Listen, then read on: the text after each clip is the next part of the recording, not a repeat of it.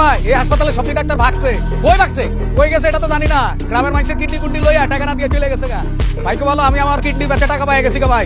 আপনি আপনার টাকা পাইছেন? আরে বেটা, আমি তো একজন শিক্ষিত লোক। আমি তো তোর মতো মূর্খ অশিক্ষিত না। তোর মতো কোনো শিক্ষার আলো আছে?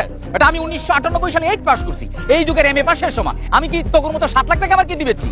আমি আমার কিডনি 10 লাখ টাকায় বেচছি।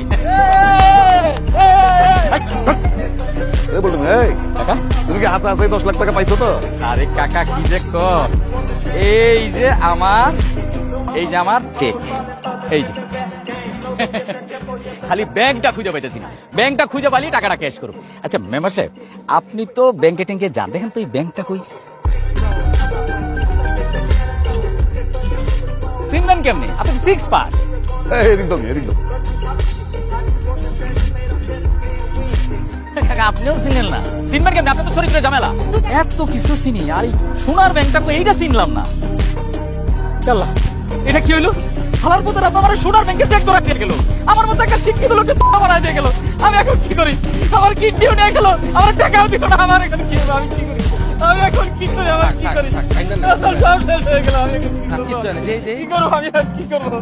আমার সব শেষ হয়ে গেল। এই ব্যাংকটা আমি চিনি। চিনোস? হ্যাঁ, কই ব্যাংক? এনে এই